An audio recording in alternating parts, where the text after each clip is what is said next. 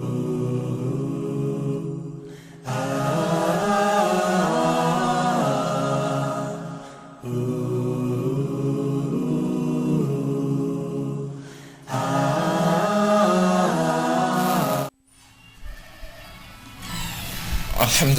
wa kafa summa salatu wa salam ala rasulillah. Rabbi shrah li sadri wa yassir li amri wahlul 'uqdatan min lisani yafqahu qawli wa ba'd. Chers frères et sœurs en islam, amis jeunes, chers téléspectateurs de la radio et télévision Bonferré, nous vous retrouvons cet après-midi de ce vendredi, toujours dans la même dynamique de votre émission, l'émission préférée Jeunesse Active. Amis jeunes, on ne cessera de vous dire merci de nous rester fidèles et de nous recevoir chez vous. Dans la perspective de ce que nous avons débuté il y a de cela 2 semaines, le conseil pratique d'orientation à l'endroit des candidats. Nous sommes bel et bien aujourd'hui vendredi 28 juin 2019. Jour pour jour, jour J-12 jours exactement, les candidats de la session 2019 du baccalauréat seront appelés à affronter les épreuves du dit examen. Votre émission de ce vendredi se penche une fois de plus sur cette question du bac, dans la dynamique, je l'ai dit, de prodiguer des conseils à nos chers candidats, de les accompagner dans cette période d'épreuve, dans cette période si difficile pour eux. Nous essayerons à notre manière d'être proches d'eux, de les accompagner comme je l'ai dit ainsi. Ainsi donc, le bac, nous avons étudié, nous avons suivi un parcours, nous arrivons en classe de terminale, la société est là, les parents sont là, chacun veut que nous soyons admis, que nous décrochons ce parchemin-là, ce sésame comme on le dit, pour certains. Le bac, on ne cessera de le dire, c'est un diplôme international. L'avoir, le décrocher, c'est un plaisir pour soi-même, non seulement, mais également pour toute la famille, mais au-delà, toute la société. C'est un plaisir, amis jeunes, d'avoir son bac. Demandez à ceux qui ont eu leur bac, ils vous en diront plus. Ainsi donc, le bac, qu'est-ce que c'est? Quel est ce mythe qui tourne autour du bac? Quel est ce plaisir quand on a son bac? En un mot, le bac, qu'est-ce que c'est? C'est la problématique de ce jour, de ce numéro de votre émission. Pour en parler, je reçois donc sur ce plateau 2 invités. Nous avons avec nous à ma droite Haruna Abdou Bawa, qui n'est peut-être pas présenté, il n'est pas à son premier passage à cette émission. Il est formateur, il est encadreur dans le cadre, bien évidemment, des activités de l'association Club des jeunes musulmans du Niger. Haruna, salam alaikum. Bien, merci une fois de plus d'être avec nous et de partager ce moment avec nous. Les candidats sont là, peut-être que beaucoup vont vous reconnaître dans le cadre de vos animations d'encadrement que vous leur offrez. Alors, notre second invité, il est philosophe. Nous avons Abou Oumarou Arma, Abdi Kourama Arma Yao. Arma, salam alaikum. Je rappelle que vous êtes membre fondateur du cabinet ICRA Orientation. Vous intervenez également dans le cadre de l'orientation, de la formation et du coaching des candidats au baccalauréat. Alors, Arma, avec vous, sur ce plateau, nous allons ensemble essayer d'accompagner ces candidats-là qui sont à exactement 12 jours du bac. Alors, je commence avec Haruna. Le bac, peut-être je ne te demanderai pas quel est ce plaisir que tu as ressenti quand tu avais ton bac, mais les candidats qui te suivent aujourd'hui, quand on parle de bac, le baccalauréat, c'est le premier diplôme universitaire, c'est un diplôme international. Ce bac-là, comment le candidat peut le comprendre? C'est juste un diplôme, ça s'arrête là? Haruna. Merci M. Zakou pour m'avoir accordé la parole. Je remercie également Allah subhanahu wa ta'ala pour nous avoir donné la chance de répondre présent à cette invitation d'aujourd'hui. Le bac, comme vous l'avez déjà annoncé dans les propos introductifs, il s'agit d'un diplôme universitaire, donc un diplôme international, où quand le candidat décroche le bac, la famille, lui-même il est content, la famille est contente, et pratiquement tout son entourage est content parce qu'il a décroché un diplôme. Ce qu'il faut comprendre, Zakou, quand on parle de bac, derrière le bac, il y a quelque chose qu'on appelle épreuve. quand on parle de l'épreuve, de la même manière que nous avons la conception de l'épreuve, quand on est malade, on dit que la personne elle est éprouvée, quand la personne perd quelque chose, on dit qu'elle est éprouvée, quand la personne elle a une richesse, on dit qu'elle est éprouvée. Donc le bac est une épreuve. Et lorsque vous avez une épreuve à affronter, ça veut dire que vous avez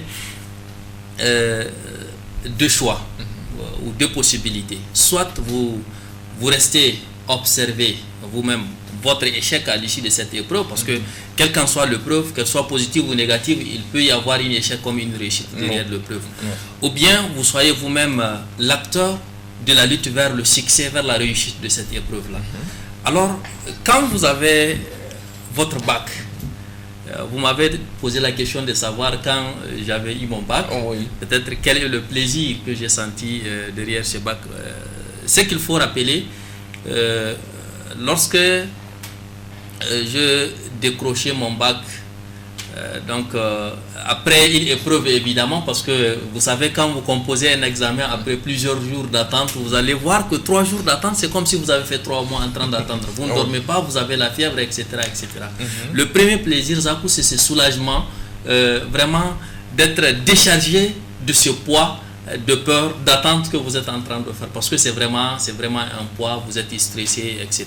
Donc le premier jour, la première heure quand j'ai appris les résultats qui étaient positifs, je me suis senti déchargé et je suis revenu moi-même. Le deuxième élément qui est venu, j'ai senti en moi un certain privilège et une certaine grandeur, parce que pour moi, je ne suis plus élève, je suis devenu étudiant, donc j'ai la possibilité aussi de vivre ce monde des grands, de vivre avec les grands, parce que désormais, je deviens universitaire, donc je vais partir vivre cette expérience du monde univers. D'accord, alors il y a la tenue qu'on ne va pas porter, il y a, comme tu l'as dit, il y a une joie quand même interne qu'on reçoit. Alors qu'est-ce qui fait du bac ce poids dont on se décharge quand on admit?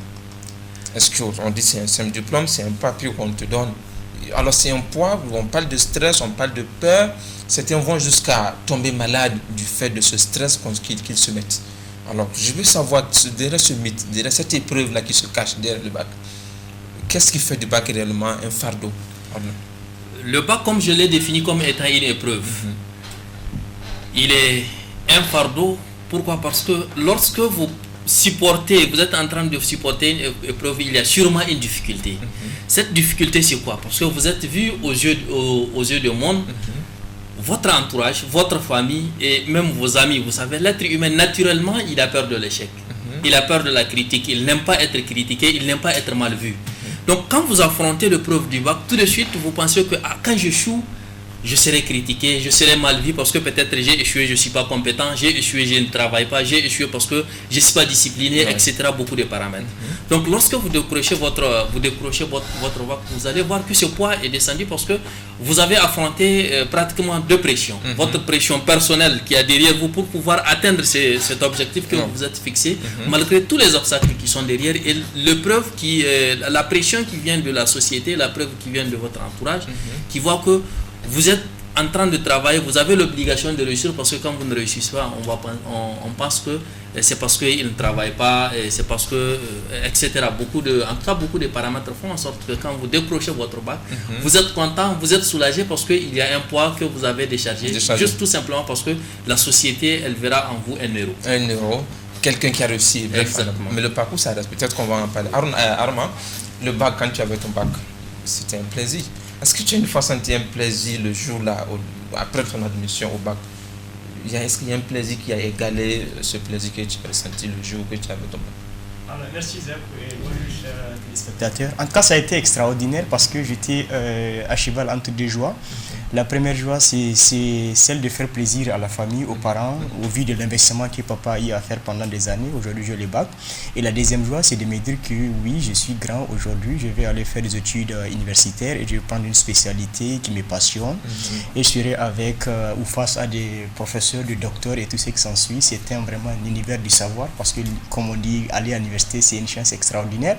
Parce que l'université, c'est le milieu de production, de stockage du savoir. Je serai dans ce monde, dans cet univers, c'est extraordinaire. ça a été vraiment très intense. C'était une joie extraordinaire.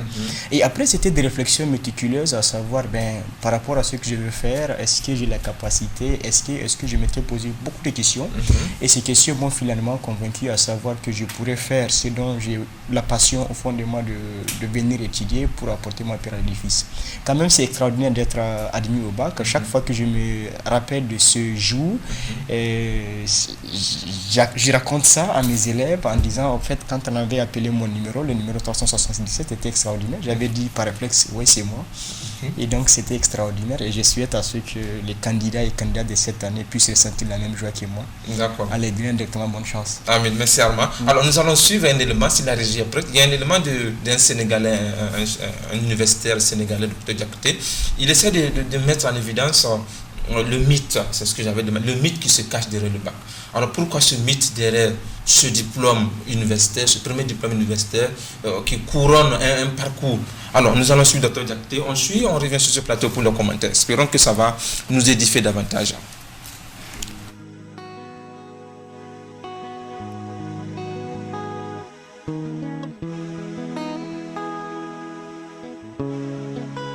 Le bac qui effraie, déjà quand on parle de mythe, on est dans le domaine de l'effroyable. Parce que derrière le mythe, il y a toujours l'inconnu. Et ce qui fait que quand l'homme est devant l'inconnu, il se trouve des fois désarmé. Donc l'idée, c'est qu'il faut noter que lorsque l'élève quittait la classe de CM2 après l'entrée en 6e et qu'il accédait au secondaire, au premier cycle du secondaire, on considérait qu'il avait fait un pas en avant dans sa formation, dans son cursus académique. On considère que cet individu-là, d'une certaine manière, est plus ou moins robuste sur le plan de la formation. Il pouvait faire certains concours et accéder à certains niveaux de responsabilité déjà au niveau de la fonction publique avec le diplôme de fin d'études moyennes. Après, l'individu fait le baccalauréat.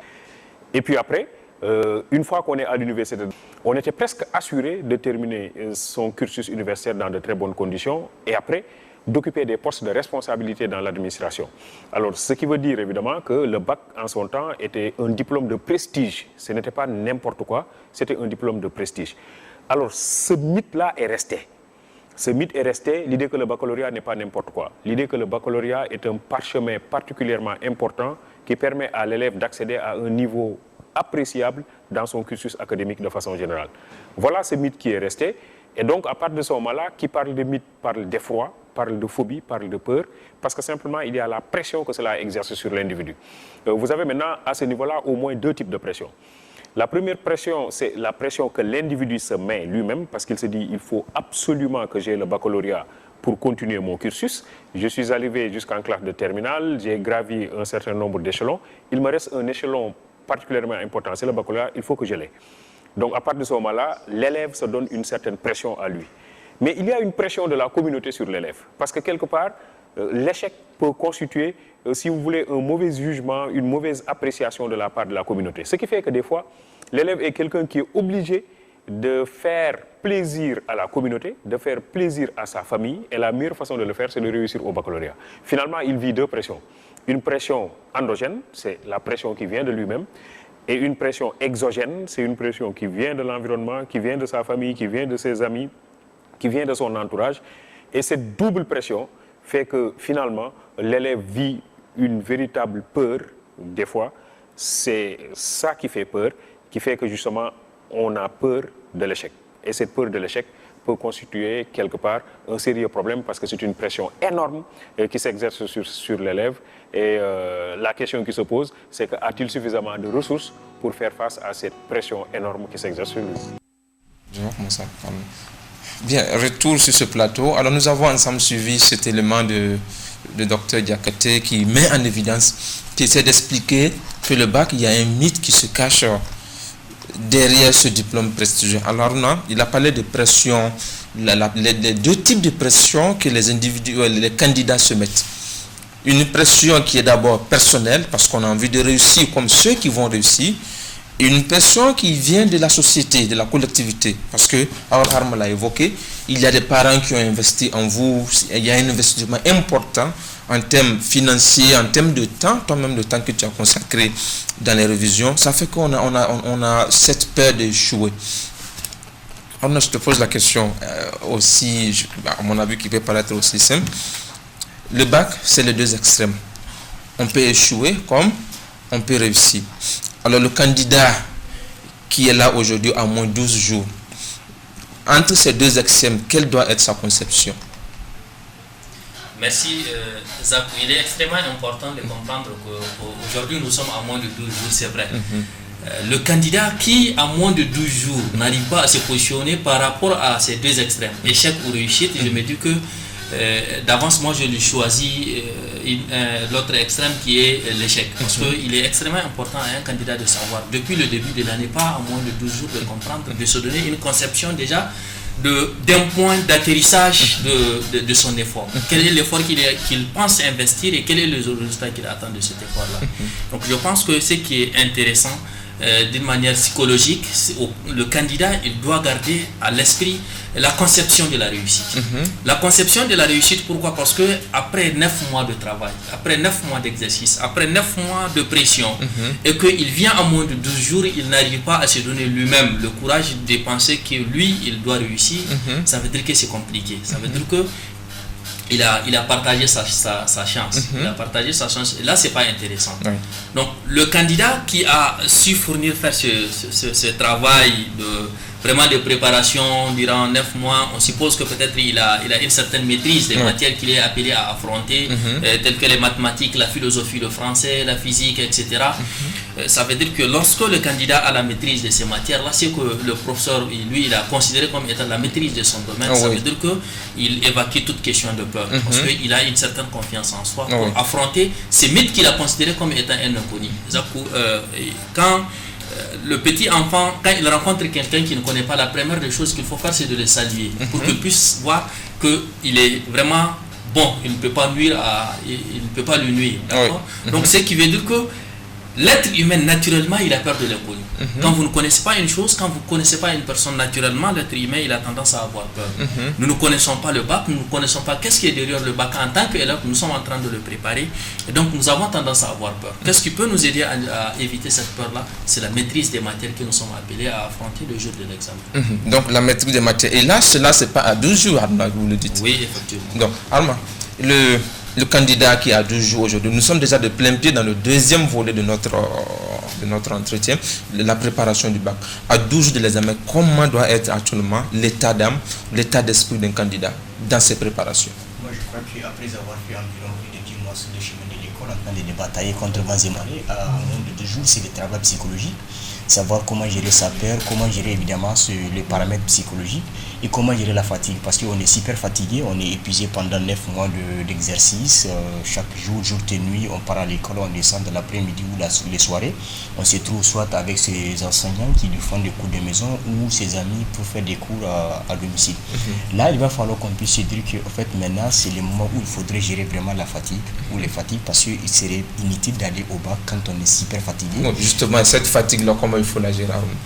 Comment gérer son stress, comment gérer sa peur, comment gérer la fatigue, comment le candidat qui nous suit aujourd'hui ont envie de savoir de manière très pratique comment est-ce qu'ils doivent gérer ce stress. La base de toute réussite, c'est l'organisation. Il faut très bien gérer son temps, comme on dit.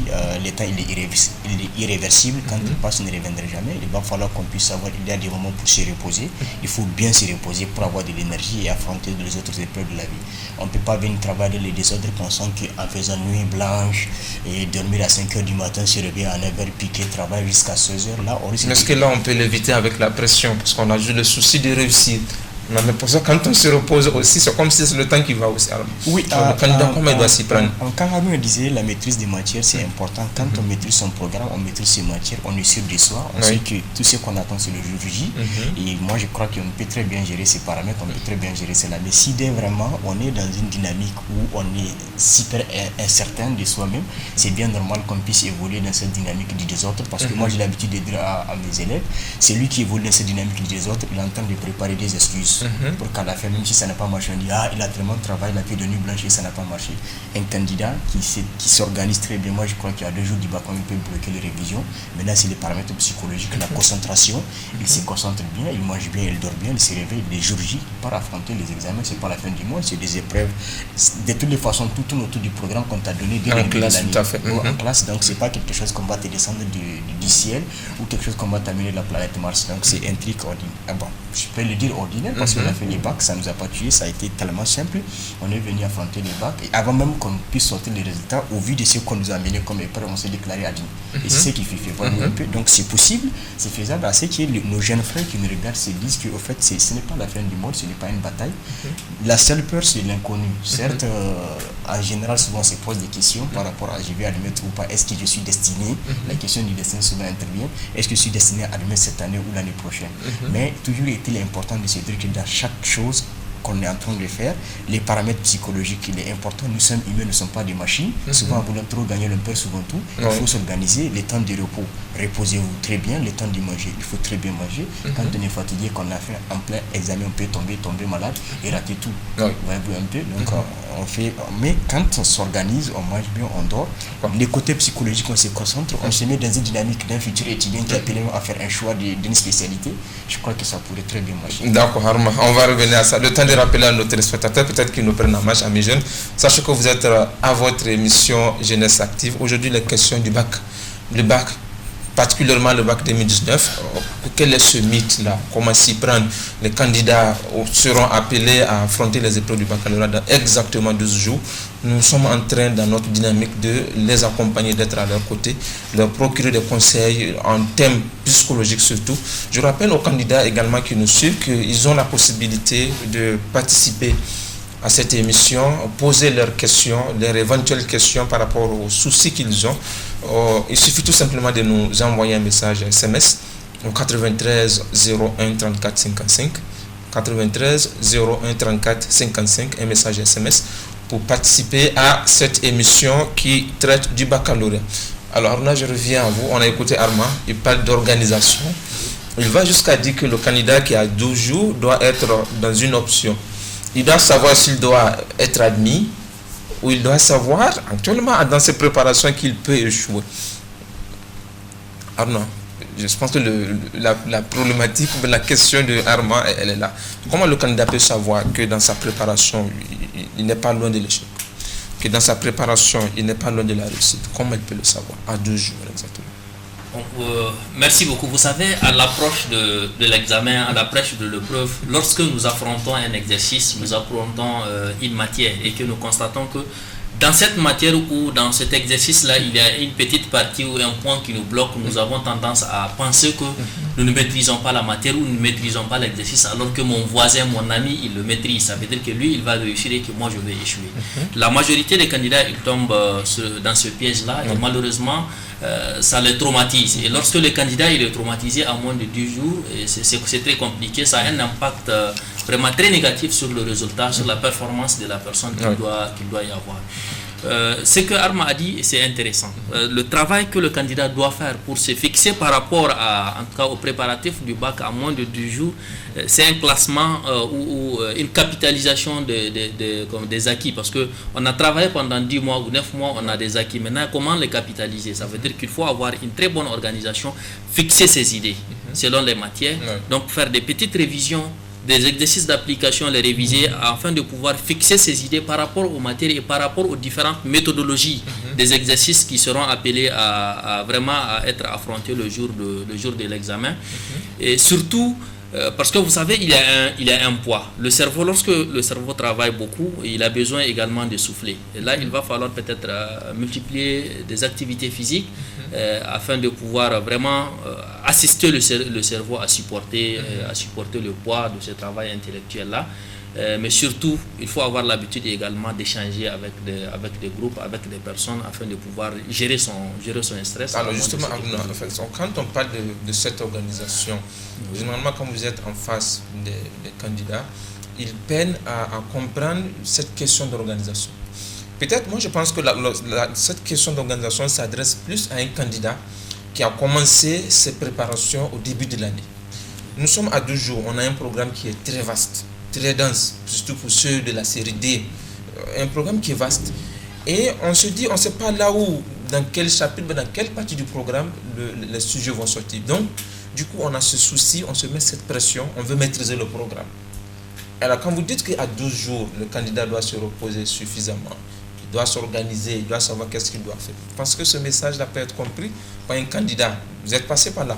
Oui, il peut être compris, je m'explique. Pourquoi? Parce que vous avez pris le cas de la série scientifique, le cas de la série D par exemple. Quand vous prenez en série D le programme de mathématiques, c'est quoi? Vous allez trouver peut-être la fonction numérique, la fonction, exponentielle. À chaque fonction qu'il faut étudier, il y a une méthodologie de travail qu'il faut adopter. Mais le candidat qui est organisé, il ne va pas chercher à traiter tous les exercices qui tournent autour de ces différents chapitres-là. Il va se fixer l'objectif de maîtriser la méthodologie. Parce qu'il s'est dit que si on m'amène une fonction numérique, voilà la méthodologie, la technique qu'il faut suivre pour pouvoir traiter. Ça va beaucoup aider le candidat. C'est la même chose quand vous prenez le programme de littérature. Vous avez la dissertation, le commentaire composé. Au lieu de passer tout son temps en train de faire le tour dans le programme de français, il serait mieux au candidat, bien organisé dans ces 10 jours-là, de maîtriser la méthodologie qu'il faut suivre pour pouvoir réussir un commentaire composé ou pour pouvoir réussir une dissertation ou la méthodologie qu'il faut utiliser pour pouvoir réussir un résumé de discussion. Oui. Donc vous voyez, c'est simple. Il suffit juste d'avoir cette petite organisation avec, comme il a dit, vraiment un travail sur le plan psychologique. Parce qu'il faut travailler la peur, il faut évacuer le doute. Oui. Il faut évacuer ce doute-là. Est-ce que je vais réussir ou bien je vais échouer? Comme je l'ai dit au tout début, c'est l'objectif qu'on doit se fixer. Moi, en tant que candidat, je suis en train de partir à l'examen pour réussir. Moi, j'ai l'habitude de le dire. Quand je suis devant les élèves, vous allez faire combien de pourcents? Vous me dites 90%, ça veut dire que vous allez constituer le 2% de l'échec. Donc 100%. 100%. Le vrai candidat, il doit partir avec l'optique qu'ils vont faire 100% dans leur classe. Maintenant, les 10%, ça ne dépend pas de lui. Parce que lui, il va donner l'énergie de travailler afin de pouvoir participer à l'obtention de ces 100%-là. Donc, je pense que ce sont ces éléments-là qu'il faut travailler à moins de 2 jours. C'est vraiment possible, on peut y aller. Ok, c'est possible, Inch'Allah. Arma, j'espère que vous êtes du cabinet ICRA. Le cabinet ICRA, c'est un cabinet qui est spécialisé dans l'orientation, le coaching, en tout cas tout ce qui est en rapport avec l'académie de manière générale. Alors, à 12 jours du bac, s'il faut donner un conseil, certainement vous avez des candidats que vous coachez. Oui. Si vous leur donnez des conseils à exactement moins de 2 semaines, qu'est-ce qu'ils peuvent comprendre de vous? Alors, moi, le premier conseil la première des choses que je dis à mes élèves, la première des choses, c'est que le bac, c'est préparer les premiers jours de la rentrée. Et souvent, il y a ceux qui sont rigoureux. Moi, j'avais un ancien rigoureux qui me disait que le bac, c'est préparer dès le premier jour où tu as fait ta rentrée au lycée, c'est-à-dire la seconde. Là, tu te mets dans une dynamique du bac, parce que c'est la continuité. Tu viens en première et tu viens en terminale. Alors, moi, je dis à mes élèves, on a fait le bac, nous sommes devant vous. Il y a quelques années de cela, on était à votre place. Il y en avait des enseignants qui étaient devant nous pour nous parler. Aujourd'hui, nous sommes à votre place. Demain, certainement, vous serez à nos places pour parler à nos jeunes. Alors, ceux qui ont fait le bac n'ont pas 4 têtes, n'ont pas 6 yeux pour voir plus que vous, n'ont pas 5 oreilles ou 10 oreilles pour entendre plus que vous. C'est des humains comme vous. Ce que vous devrez faire, c'est évidemment être capable de dépasser votre peur. Nous sommes humains et seulement qu'on ait peur. Alors, il faut avoir la capacité de dépasser cette peur. Et en faisant un travail méthodique, parce que travailler avec une autre, est-ce que c'est possible d'éviter cette peur, alors? Nous sommes différents les uns des autres et c'est très possible. Parce que moi, quand j'avais fait mon bac, c'était extraordinaire. Moi, j'ai fini la première journée, quand on avait fini les langues vivantes, moi j'avais fait arabe. Quand j'avais fini arabe, à la descente, je m'étais préparé pour partir au terrain jouer au foot. Tranquillement avec mes amis. On avait joué au foot, le lendemain on est parti composer. Après, le lendemain on était parti composer. Après l'histoire, on était venu encore partir au terrain jouer. Sans pression, sans souci. Quand on est venu à la délibération, on causait très bien et puis on était partis tous admis. Va-vous un peu. Alors, dès que c'est possible, moi je crois que si on fait un travail méticuleux, un travail approfondi, un travail sérieux, un travail conséquent, on peut se positionner par rapport au bac. Et à 12 jours, c'est comme ça. C'est juste quelques maquillages. Réviser quelques méthodologies, réviser quelques plans, se reposer, se distraire, faire du sport, décongestionner son cerveau, avoir suffisamment d'énergie. Parce que quand le bac commence le premier jour, tu vas sentir que toute la fatigue du monde est sur toi. Tu es fatigué, épuisé, tu parles à peine, tu marches, tout ton souci c'est de finir et revenir à la maison. Il y en a qui ne mangent même pas. Voyez-vous un peu. Il y en a qui ne mangent même pas. Mais nous, pendant ces temps, quand on descend, on passe notre temps à causer et puis on maintient quand même le cap et la dynamique. Et à attaquer les pressions. Moi, c'est ce qu'on dit aux élèves. Ne vous mettez pas de pression, parce que si vous mettez de pression, vous risquez de perdre les pédales. Et quand on perd les pédales, c'est le chaos. Et personne ne le souhaite. Justement. Un candidat qui est stressé, qui est angoissé, il risque de se tomber malade, évidemment. Et psychologiquement, on peut tomber malade et on peut rater l'examen. Oui, alors les candidats, on parle d'eux, on va les suivre. Nous avons fait un tour d'horizon, nous avons interrogé quelques candidats. On va, dans l'optique de voir un peu l'état des préparatifs à leur niveau. On va les écouter, on suit leur état d'esprit.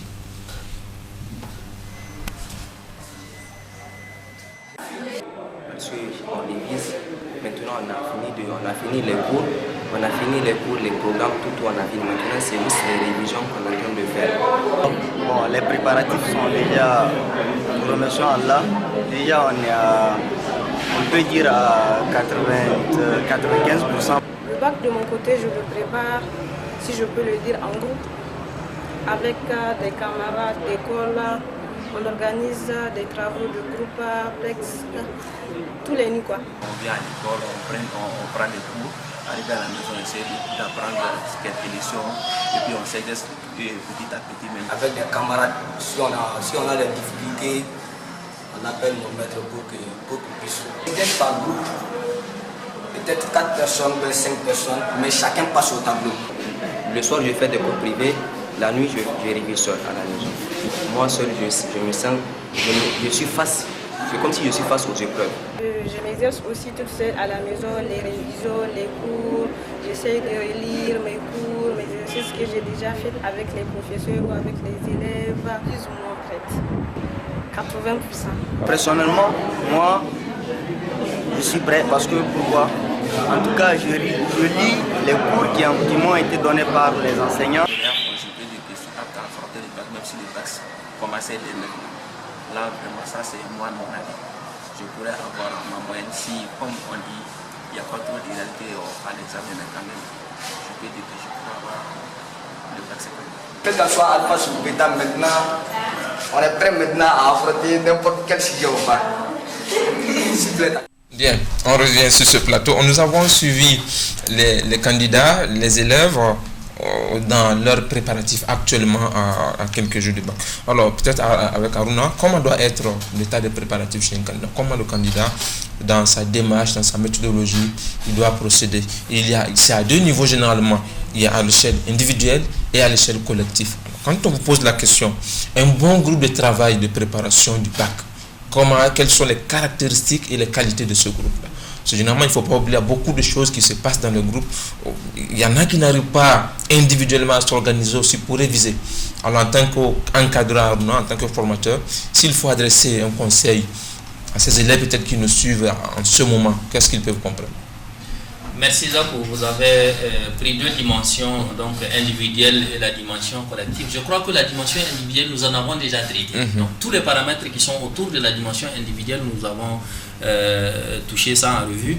Maintenant, quand on prend la dimension collective, le travail de groupe notamment, s'agissant du travail de groupe, beaucoup pensent que faire un travail de groupe, ça ne concerne que les séries scientifiques et les séries littéraires.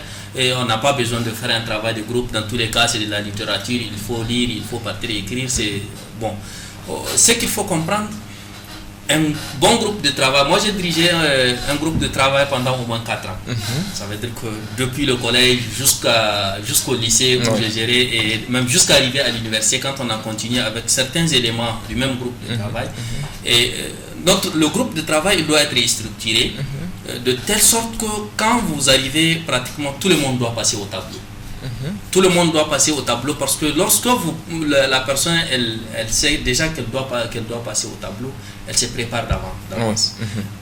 Préparée d'avance, chacun en passant au tableau, il laisse voir les lacunes qu'il faut corriger en lui. Donc en voyant déjà les lacunes qu'il faut corriger, le groupe ensemble il peut assister la personne à corriger les lacunes. L'erreur que nous commettons aujourd'hui est que quand on a un travail de groupe, un groupe de travail, il y a un seul héros. Un seul soldat qui est envoyé au tableau du début jusqu'à la fin. C'est lui qui traite tous les exercices. Alors il faut le rappeler, le choix des membres même du groupe. Vous allez voir des groupes qui sont peut-être à 10 personnes, 15 personnes. Et quand on parle, il y en a qui distraient. C'est le portable, c'est le WhatsApp. Finalement, ça distrait le groupe. Alors je pense que ces éléments-là doivent être mis en évidence pour que ceux qui nous suivent aujourd'hui puissent comprendre le groupe aujourd'hui qui est censé refléter la réussite s'il faut dans les préparations? Oui, Zakou, j'allais en venir à ça. Je disais que j'ai géré un travail de groupe pendant plusieurs années quand je faisais le collège et en même temps quand je faisais le lycée. Donc le travail de groupe, c'est de la manière dont on l'a organisé. Et je le dis parce que je suis content, je suis fier parce que je me rappelle l'année passée, un des membres du groupe, quand il nous a rencontrés, lui il est parti à l'extérieur, il est revenu, il nous disait qu'effectivement on a fait un travail impeccable. Parce qu'il dit que le travail, de la manière dont on a organisé et géré le travail de groupe, il a vu l'impact même quand il a quitté le pays. Donc vous voyez, c'est important. Nous, quand il y a des éléments de travail de groupe, déjà on n'atteint pas 10. Et tous les éléments du travail de groupe, il y a des filles parmi nous, c'est vrai, c'est des filles comme des garçons, mais tous les filles, je les prends dans la main de leurs parents.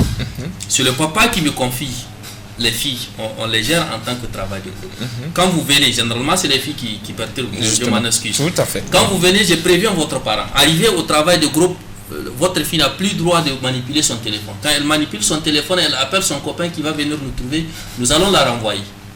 Donc là, vous voyez, avec cette rigueur-là, et beaucoup de parents, ils en savent. Des fois, il y a des gens qui demandent est-ce qu'on peut laisser leurs enfants participer au travail de groupe. Il y a des enfants qui participent et après une séance, 2 séances, 3 séances, on les chasse parce qu'ils ne respectent pas les principes. Et quand on ne respecte pas les principes, on distrait le groupe et l'objectif n'est pas atteint. Parce qu'on a un objectif à atteindre, il faudrait qu'on atteigne cet objectif-là. Donc c'est qu'il faut dire, un travail de groupe, il doit être structuré de telle manière que chacun individuellement pris, il doit passer soit pendant la séance de l'exercice, ou bien on fait une séance des séances rotatives. Si vous n'avez pas eu la chance de passer, par exemple, on a 3 exercices à traiter, vous n'avez pas eu la chance parce que nous sommes 4, ça veut dire que la séance prochaine, vous serez la première personne à passer au tableau. De telle sorte que chacun aura en tout cas à travailler au tableau pour qu'on puisse détecter les lacunes et les corriger ensemble. Et ça met en confiance le candidat. Parce qu'il va sentir que, effectivement, je suis capable de traiter un exercice moi-même. Donc, éventuellement, il ne peut pas avoir de soucis quand je ferai face à moi. D'accord. Armand, on va vous écouter aussi. Les préparatifs des candidats actuellement, comment ils doivent s'y prendre, comment ils doivent procéder. On a évoqué les 2 niveaux, l'échelle individuelle et l'échelle également collective. Comment les candidats doivent s'y prendre, Armand? Oui, moi je vais le compléter. Évidemment, ça c'est une question importante parce qu'elle tourne autour de qu'est-ce qu'on veut, pour qu'on le veut et quels sont les moyens dont on met en place pour obtenir ce qu'on veut. Il y a 2 paramètres, il a dit les paramètres individuels et collectifs.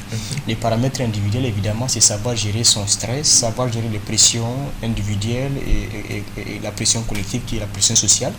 Vouloir faire plaisir à ses parents, faire plaisir, honneur à ses enseignants qui sont bataillés avec toi pendant tout ce temps.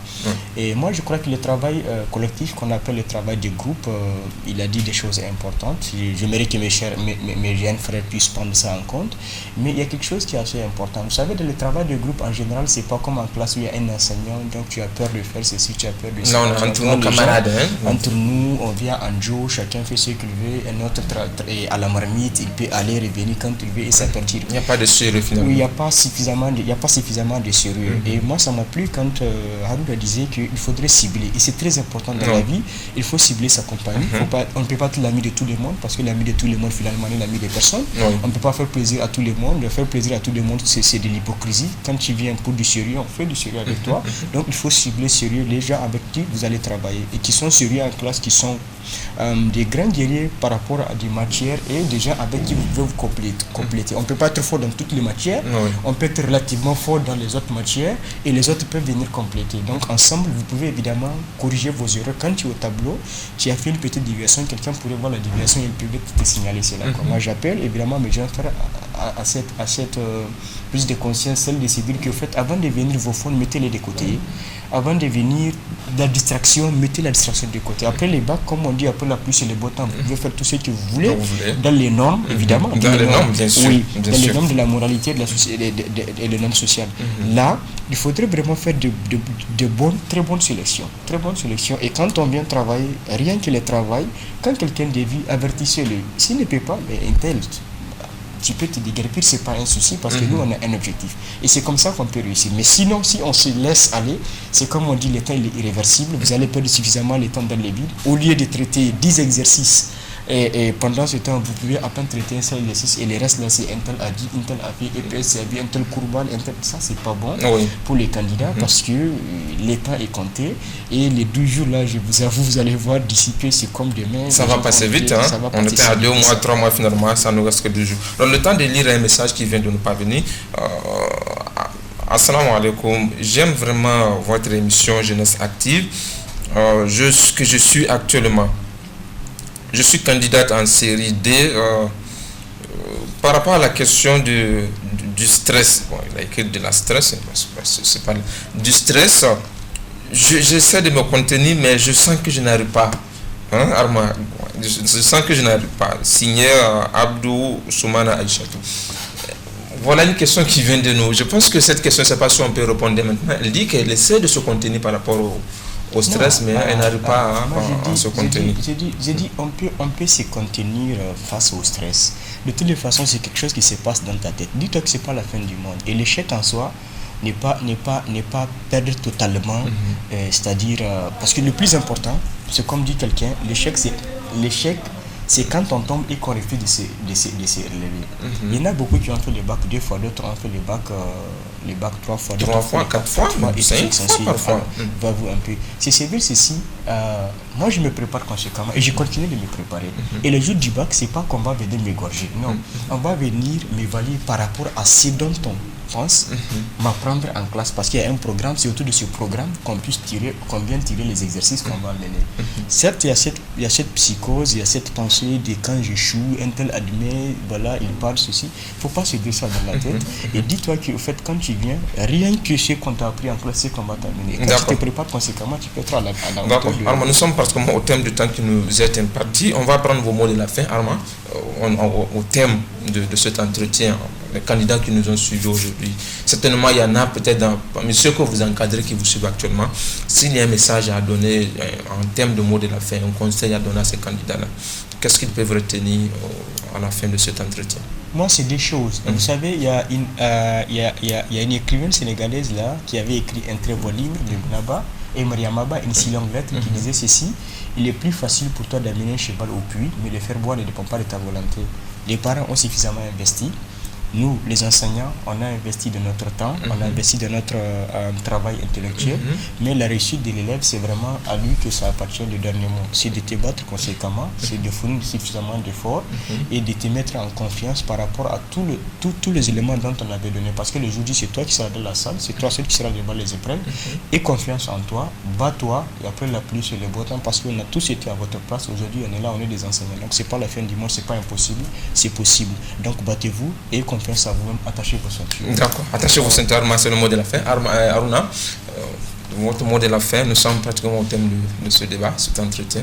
Les candidats qui vous ont suivi, qu'est-ce qu'ils peuvent retenir? Merci. En tout cas, les candidats qui nous ont suivis, le conseil, le dernier mot que je voudrais adresser à ces candidats, ils doivent comprendre que c'est un examen, c'est vrai, c'est une épreuve, mais ce n'est pas la fin du monde. Nous sommes en train de préparer des épreuves, nous sommes en train de préparer le bac à moins de 10 jours. Nous devons affronter le bac avec tout le courage. C'est le même programme qui nous sera présenté, les mêmes exercices que nous avons l'habitude de traiter ou des exercices similaires à la rigueur. Donc ce n'est pas un problème de se stresser, d'avoir peur, etc. Non, ce n'est pas intéressant. C'est d'affronter, vraiment de prendre son courage à deux mains, comme l'a dit Armand, et affronter ces épreuves-là. Et après ces épreuves, ça ne peut être que le succès. Oui, effectivement. Donc, c'est qu'il faut comprendre derrière ce succès ou bien derrière cette réussite-là, on peut avoir une réussite qui constitue un échec comme une réussite qui constitue une réussite. Donc, votre réussite, elle est un échec lorsque elle ne vous sert pas. Et vous réussissez quand vous échouez, lorsque vous vous servez de votre échec pour transformer cet échec-là en réussite. D'accord. Aruna, merci. Amis jeunes, c'est ici que prend fin ce numéro de votre émission Jeunesse Active. Vous nous avez suivis, vous nous avez écouté les conseils d'usage dans le but, bien évidemment, de préparer ces examens qui sont en vue. Pas question d'avoir peur, pas question de se stresser. Que vous soyez patient, que vous soyez à votre deuxième tentative, que vous soyez à votre troisième tentative ou même au-delà, l'essentiel, ayez confiance en vous. L'essentiel, ayez une conviction en vous. D'après tout, c'est le bac. Vous avez fait des compositions en classe, vous avez fait des examens en classe, vous avez fait des bacs blancs. Pas question d'avoir peur, amis jeunes. Chers candidats, restez confiants. Comptez sur vos propres capacités. Ne comptez pas sur la tricherie. Comptez sur vos propres capacités. Un bac validé avec ses propres efforts, un bac validé avec ses propres capacités fait plus plaisir qu'un bac validé avec la tricherie. Organisez-vous. Pas question de se mettre la pression. Soyez organisés dans vos programmes personnels comme dans vos programmes individuels. L'essentiel est confiez-vous à Allah subhanahu wa ta'ala. Il décidera de votre sort, Inch'Allah. C'est de cela que nous parlerons, Inch'Allah, la semaine prochaine. La spiritualité du candidat. Comment est-ce que le candidat doit également gérer sa spiritualité. Des conseils également d'usage qu'il faut donner au candidat le jour même de l'examen. La semaine prochaine, déjà, nous serons pratiquement le 5, donc à 5 jours du bac. Espérons vous avoir à notre compagnie aussi, chers invités, pour toujours accompagner ces candidats-là qui nous suivent. Amis jeunes d'ici là, portez-vous bien. Je termine par cette citation. Il est dit que le seul endroit où vos rêves sont impossibles, c'est dans vos têtes. Le seul endroit où vos rêves sont impossibles, c'est dans votre tête. Méditez bien sur cette citation, que Dieu vous protège et que Dieu vous accompagne. Nous vous souhaitons d'ici là une très bonne chance, une très bonne préparation pour les examens de bac 2009. Espérons que, Inch'Allah, l'année 2019 soit l'année du succès du bac. Inch'Allah au Niger. Portez-vous bien et merci d'être resté en notre compagnie et restez également fidèles au programme de la radio et télévision Bon Ferré. Merci à toute l'équipe de réalisation. Rendez-vous Inch'Allah la semaine prochaine. Assalamu alaikum wa rahmatullahi wa barakatuh.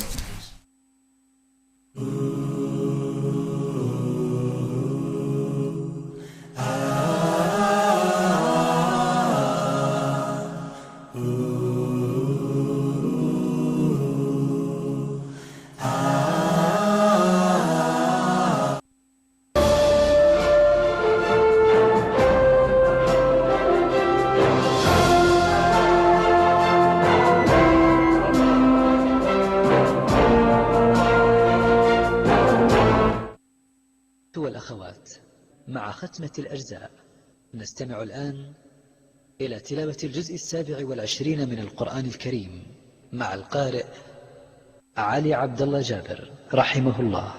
أعوذ بالله من الشيطان الرجيم.